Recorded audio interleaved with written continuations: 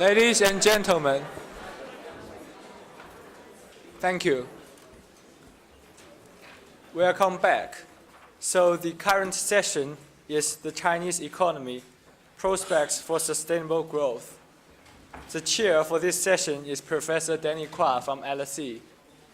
And the speakers include Mr. Gordon Chang, who's a US writer and a Forbes commentator, and Dr. Shen Jianguang, Chief Economist, Mizuho Securities, Dr. Huang Haizhou, Chief Strategist at CICC, Dr. Pierre Bottellier, who's Senior Adjunct Professor at Johns Hopkins University, and last but not least, Mr. Kevin Rudd, 26th Prime Minister of Australia, where special thanks to Mr. Rudd, because this morning he was still in Davos for the World Economic Forum, and then he flight from Davos to Zurich via helicopter, and then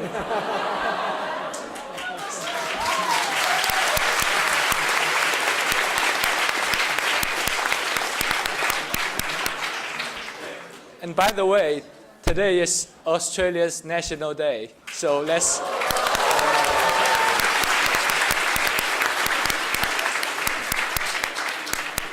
all right, so without further ado, I shall pass the stage to Professor Kwa. Hope you would enjoy this session.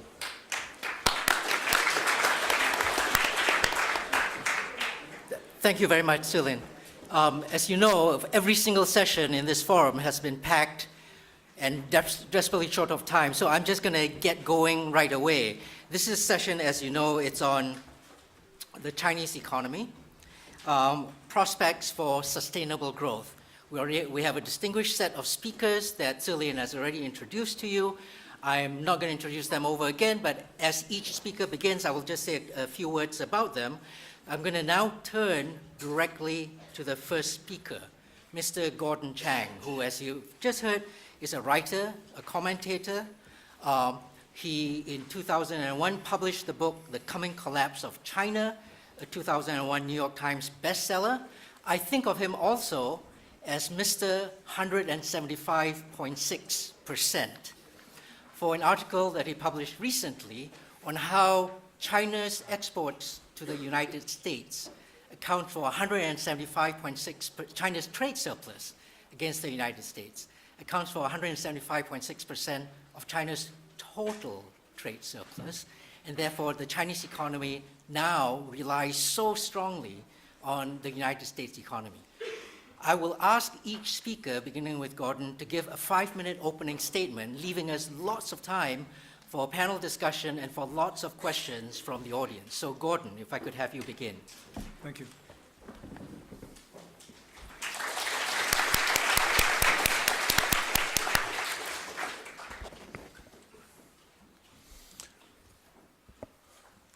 Thank you, Professor Kwa, and thank you very much to the London School of Economics. After 35 years of virtually uninterrupted growth, the Chinese economy has hit an inflection point, and now it has started a long downward slide. Most people don't think of the Chinese economy as sliding. After all, Beijing's National Bureau of Statistics said that in 2012, the Chinese economy expanded by 7.8%. Yet that 7.8% claim is implausible. By far, the most reliable indicator of Chinese economic activity is the production of electricity, and last year, electricity production increased by only 4.5%. Because the growth of gross domestic product has historically been about 85% of the growth of electricity, we're talking about an economy that is growing perhaps at 3.8%. And as bad as those electricity numbers are, there is growing evidence to indicate that they've been inflated to make the economy appear better than it actually is. This downward trend, indicated by the electricity statistics, is consistent with manufacturing surveys, price indices, corporate results. And what is the most telling sign that the Chinese economy is in distress? Well, money is leaving the country.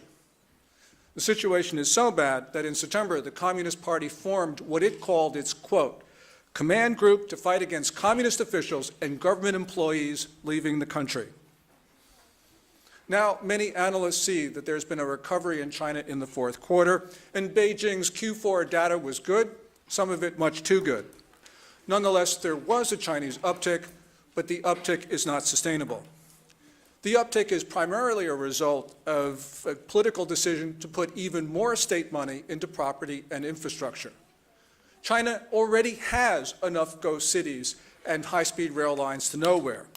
Building more of them will indeed create gross domestic product, but increased economy because of state investment is not good news. State spending is taking China away from the only sustainable growth model, one which is based on consumption. Today, investment may account for perhaps 45, maybe even 50% of Chinese growth in the fourth quarter. And consumption is somewhere between 35 and 40%, one of the lowest rates in the world. One more general point about the Chinese economy. China, unfortunately, is creating debt faster than it is developing the ability to service it. And this is a problem for a country that already has a massive debt problem. As one economist said 6 months ago, every province in China is a Greece. Now, foreigners, by and large, are not concerned about China's economic problems. They say that despite their severity, these difficulties are temporary and will be soon forgotten because China is in a supercycle upwards. And yes, China was in a 3-decade upward supercycle, and there were 3 principal reasons for it. First of all, there were Deng Xiaoping's transformational policies, which were encapsulated by the phrase reform and opening up. Second, the second decade of Deng's era of transformation coincided with the end of the Cold War, which meant the elimination of political barriers to international commerce. And third, all of this was occurring while China was benefiting from its demographic dividend, an extraordinary bulge in its workforce. Yet this sweet spot era is over because these 3 conditions no longer exist. First, China is no longer reforming. It's actually worse than that. Under Hu Jintao, the now departing leader, basically we have seen an era that is marked on balance by the reversal of reform. And this reversal is evident from the partial renationalization of the Chinese economy with state cash, plus also the attempts to shut out foreign competitors from the Chinese market. I believe that this anti-reform period will last for another 5 years. That's the term of the new Politburo Standing Committee, whose makeup was unveiled at the end of the 18th Party Congress in November. At least 4, and perhaps as many as 5 of the 7-member body are so-called conservatives. And in the Chinese context, this means the hardline anti-reformers. Yet the entrenched interests are not the only roadblock for reform in today's China. China has progressed about as far as it can within its existing political framework. Further reform would threaten the power of the Communist Party, so the party will not sponsor much more change of that sort. A market economy, for instance, requires the rule of law, which in turn requires institutional curbs on government. And because the Communist Party's ambitions to continue to dominate society are inconsistent with these institutional curbs, China cannot make much more progress toward them within the current system. Today, there is a growing recognition that fundamental economic reform cannot occur unless there is also structural political reform, reform certainly more ambitious than the inter-party democracy that Chinese leaders like to talk about. Yet the meaningful political reform is completely off the table, as the disappointing lineup of the Standing Committee makes clear. China, for the moment, is trapped in various self-reinforcing and self-defeating feedback loops. In one of these loops, we see a slumping economy is causing a crisis of legitimacy. The legitimacy crisis is in turn leading to a widespread political crackdown. The crackdown makes reform unlikely, and the absence of reform prevents long-term economic growth. Just when China needs reform the most, the political system is least able to deliver it. I mentioned that there were 3 conditions that created the incredible growth during the last 3 decades, what we generally know as the reform era. The second one was the benign external environment, and that, unfortunately for China, no longer exists. Third, let's look at the most fundamental reason why the Chinese economy has just about come to the end of the road. China, which during the reform era had one of the best demographic profiles of any nation, will soon have one of the worst. The country, because of the one-child policy, will begin to shrink, perhaps within this decade, maybe even before 2020. But more important, the workforce has already peaked. That occurred in 2010, 6 years before China's official demographers said that it would. Demography may not be destiny, but it will create high barriers for China and Chinese growth. And it is in this adverse context, not the favorable one of the last 3 decades, that China's leaders will have to act. In other words, going forward, they will have to succeed in spite of trends, not because of them. China may be entering a new supercycle, and we may not like what we see. Thank you. Thank you, Gordon.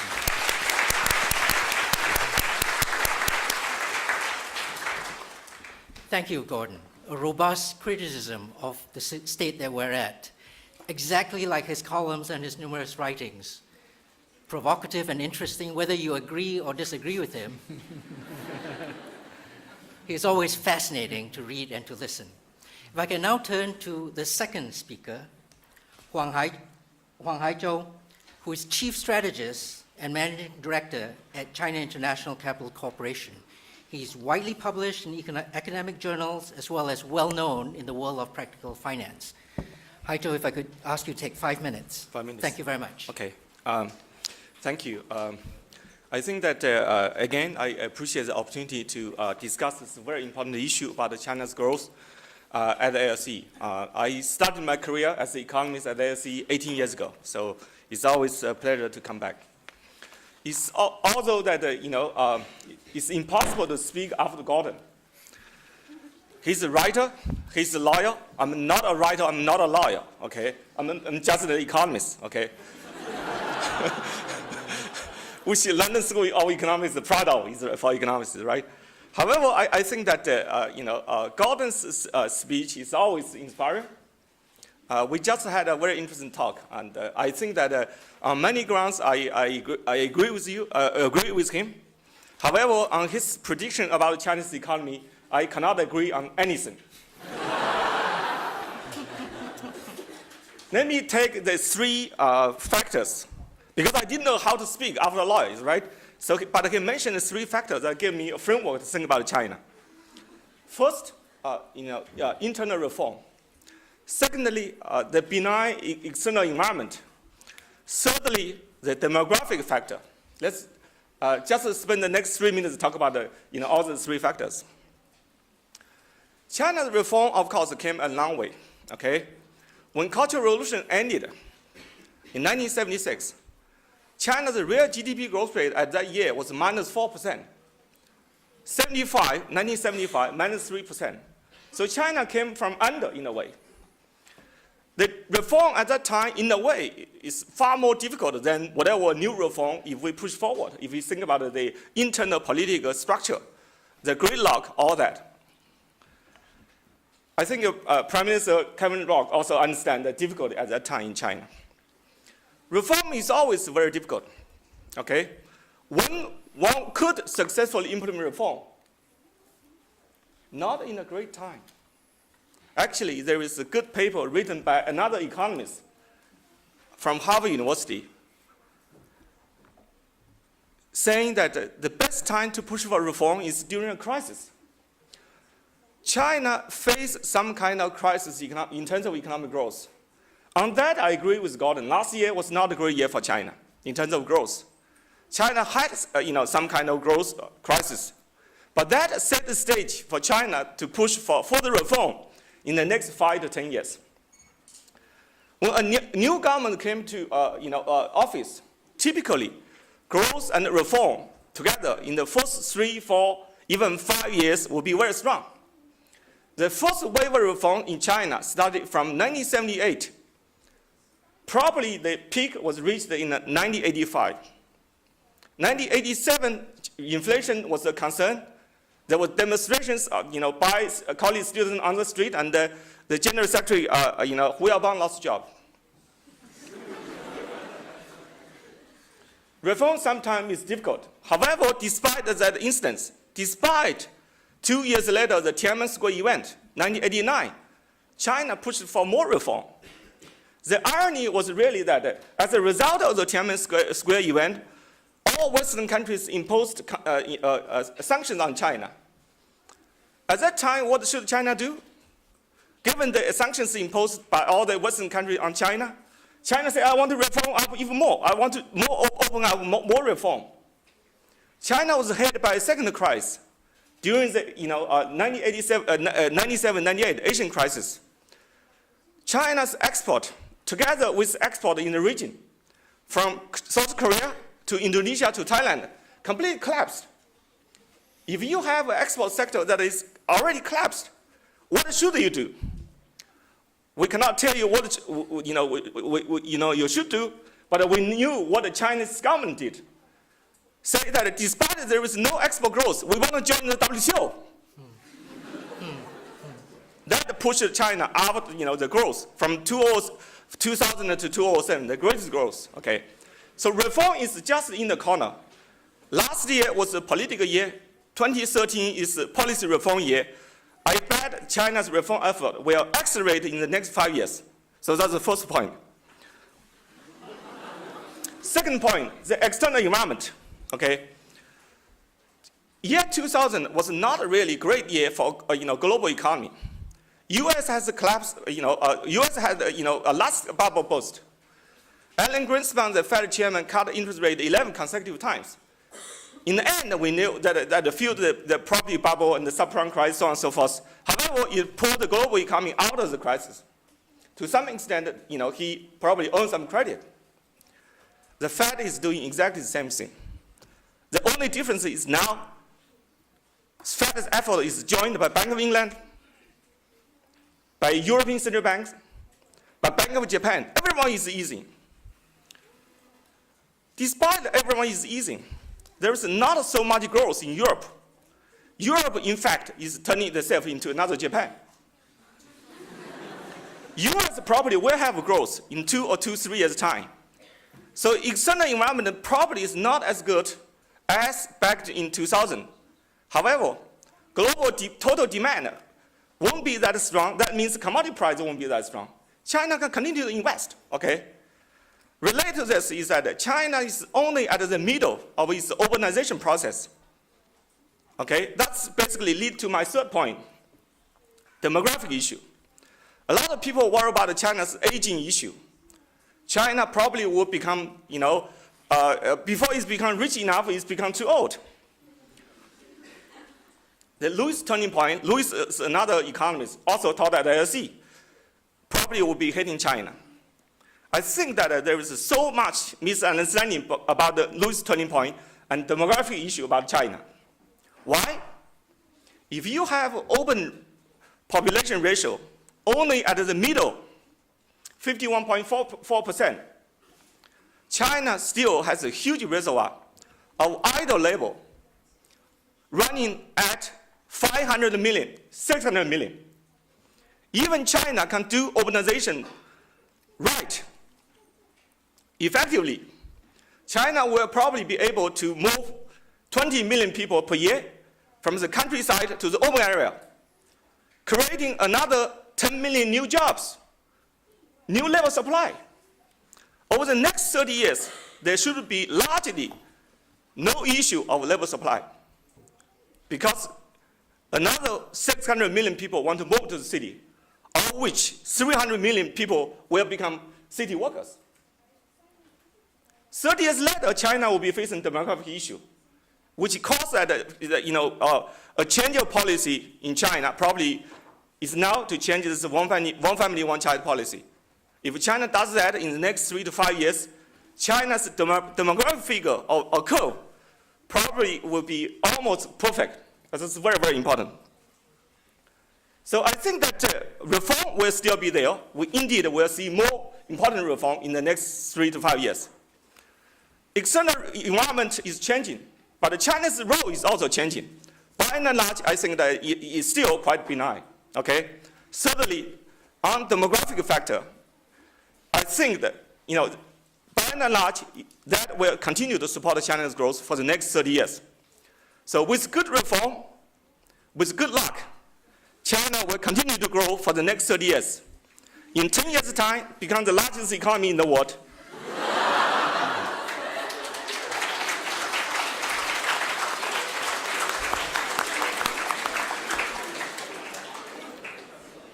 Over the last 5 years, in Professor Danny Quan's opening remark, China's contribution to GDP growth, adding new part of GDP, was 5 times of United States. Assuming United States will grow in the next 5 years at 2%, assuming China's growth for the next 5 years will be 8%, China's contribution will be 2 to 3 times of United States. Assuming Europe's growth for the next 10 years will be 0, China's contribution as a ratio to European growth is evident. Thank you so much.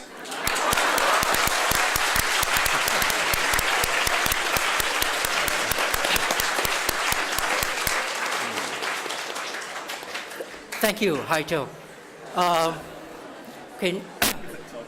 Now I'm now really worried we're not going to have anything to discuss afterwards because there's so much agreement on the panel. If I could turn to the third speaker now, Pierre Bottellier, who is Senior Adjunct Professor of China Studies at Johns Hopkins University. He had previously headed up the World Bank mission in China. His work now focuses on China's economic reform and development. Pierre, if I could ask you to take 5 minutes to give us a statement. To save time, Mr. Chairman, if I may remain seated. Please. I think we should thank Gordon Chang for making it so interesting.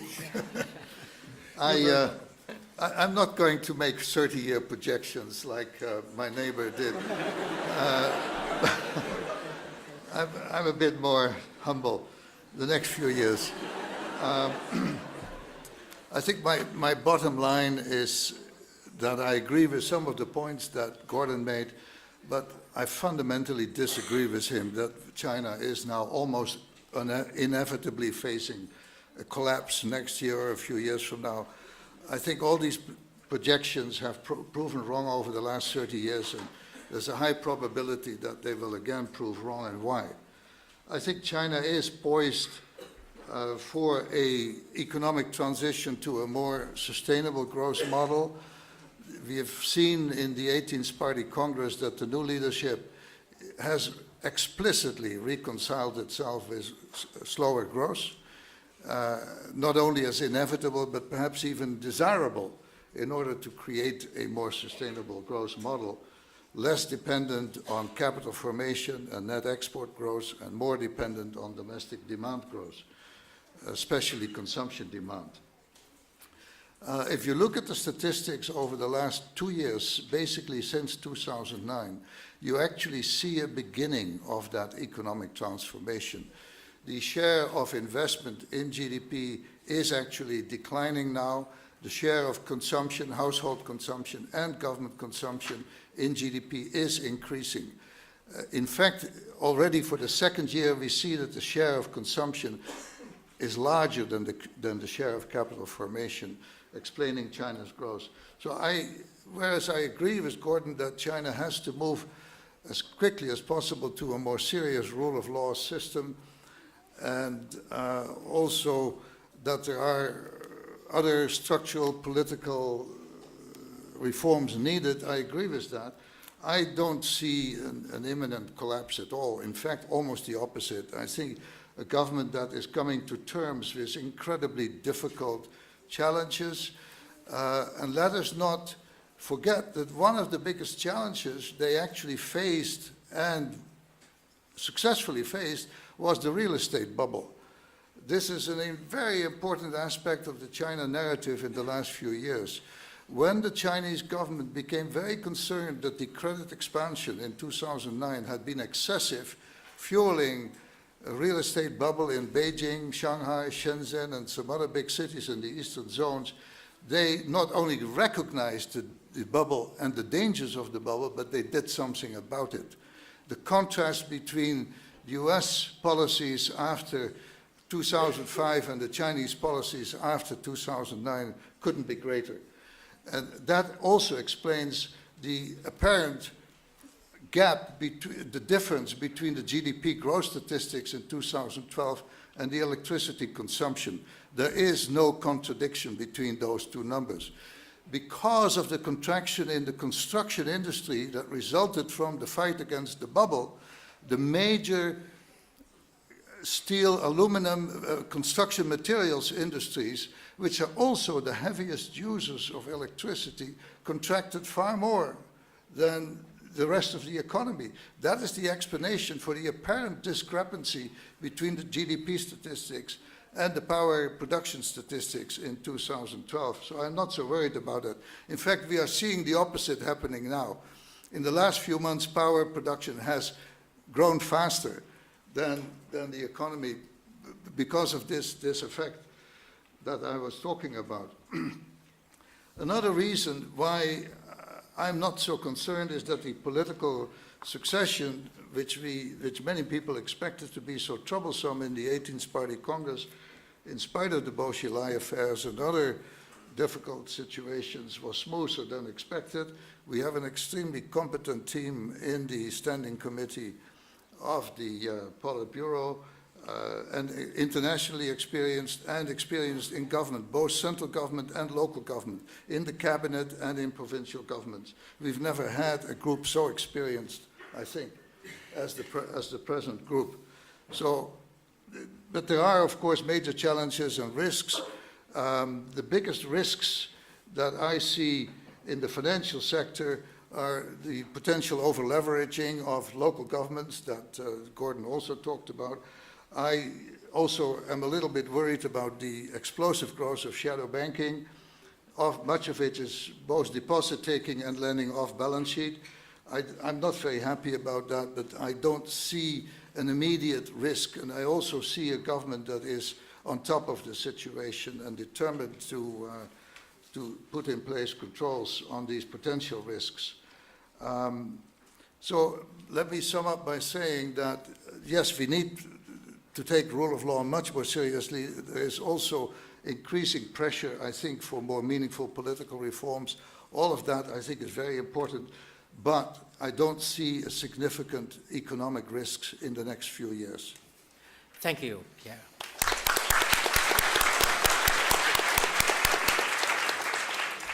Thank you very much. If I can now turn to Shen Jianguang, Chief Asia Economist of Mizuho Securities. As many of you will know, in the last few years, different business newspapers, China Business Journal among them, when they've rated economists, expert at analyzing the Chinese economy, Mr. Shen typically comes in first or elsewhere in the very top ranks. So we can now turn to him for his views on the Chinese economy. Mr. Shen, very much.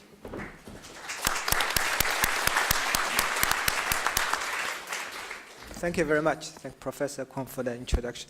As I mentioned, I also have this privilege to be speaking in the morning.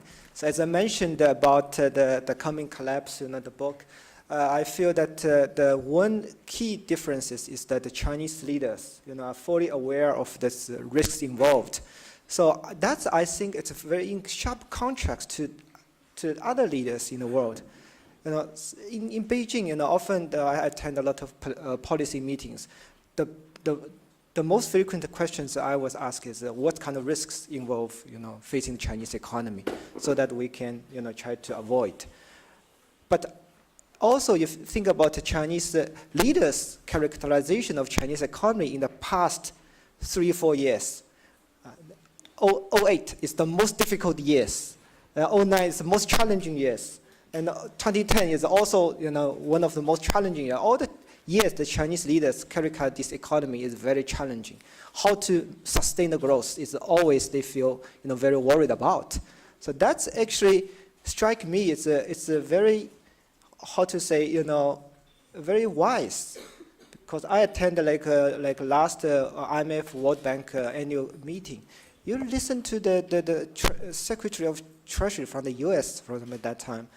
guidance, misguidance, are very optimistic. U.S. economy, everything's okay. The fiscal cliff can be avoided. The energy economy, revolution of energy sector and agriculture, high tech, as if the U.S. economy is, is in a very, very good position. But on the other hand, we know that if you compare global economy, the Chinese growth is about 7-8%. But if you think about the U.S., it's money printing, huge amount of money printing. Now Fed reserve, the balance sheet is already reached over 3 trillion. After massive printing money, after this so many years, fiscal deficit is climbing every year, 7-8% GDP fiscal deficit, right? So the situation is totally different in China. So sometimes I compare, even though China is in very good position fiscally, right? Monetarily, there is no money printing, right? It still keep pretty high interest rates, and fiscal deficit 2% of GDP, and all this very good. If you global comparison, government debt only 20% of GDP. If you just think all possible local government debt, 40-50% of GDP. Right? All this kind of global comparison, normally you should put China in a very good position. But while the leaders every day so worried, China is a very difficult situation, so we need to do very wise thing. We cannot afford the mistakes. While the other country, even we know that U.S. in many ways is very lot of fundamental strength, but the current situation is really in a very difficult position. All the European economy, right? So you don't see much hope, how they can overcome this debt crisis without a recession after recession. The UK probably in a stage of a triple recession in these years. So then by this comparison, it gives me a lot of hope that Chinese economy can overcome all these difficulties in the next 5 years. So let me come to this key question. Our topic is how to sustain the growth. I think the Chinese leaders, the new leadership, has already given the answers. In their latest document, they actually say 3 things, the 3 tasks in the next 5 to 10 years to sustain the growth. Of course, it's a recognition that past 30 years is 10% growth every year on average. Next 10 years, the target is on 7%. That's the official, document to triple or to double the GDP. So that's around 7%. That's if I think China can achieve 7% next 10 years. So it's exceptionally a great achievement. So how to achieve that? 3 things. I think that's actually the right policy subscription in my view. But just how to implement is another issue we will see. But number 1 issue is about the Chinese government's 3 key policy topics to sustain growth. First is to strengthen boost domestic demand through urbanization. Now, I think that's also in the morning I talk about the meaning of urbanization, and it's the significance of this to domestic demand. Second is about innovation, about technological progress. The government is spending a lot of money to boost innovation. I think that's the second areas. The third areas is the so-called reform dividend. The reform, to improve, to reduce inefficiency, like a fiscal reform, renminbi internationalization, capital calibration. We know that, of course, there is a lot of problems like fiscal, abuse, a lot of waste. Actually, but this precisely provide a lot of room for improvement. So if they do reforms, can tremendously improve productivity and efficiency of the economy, and the renminbi become a global reserve currency. What the significance of that? Right. Also, the tremendous potential for China to develop the financial industry. Right. I just this morning mentioned the Chinese financial sector is just in the beginning stage of takeoff. Out of almost 100 trillion renminbi deposit, the money management industry, like mutual fund, only have 3 trillion in management, assets in management. Tremendous potential for growth. So that's why I think the productivity growth, innovation, this domestic demand will provide huge potential for China to sustain growth in the next 5 to 10 years. Thank you. Thank you very much.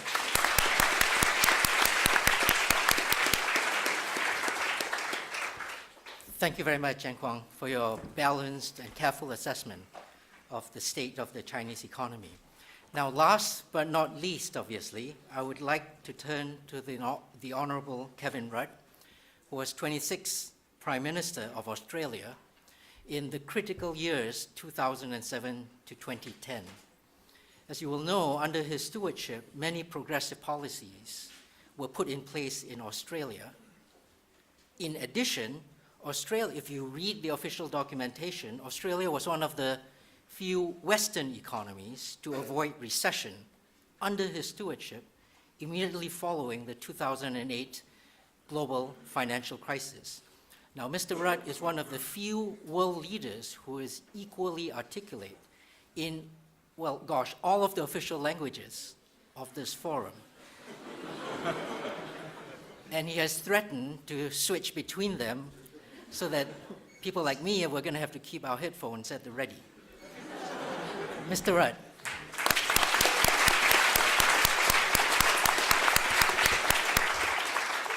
3个正式的语言，中文、英文还有澳语。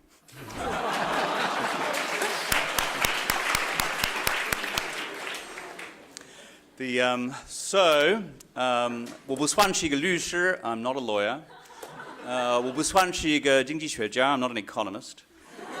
一般来讲，我什么社论我都不写 ，I'm not a columnist。我就是国家前总理。I've just done a bit of work in politics.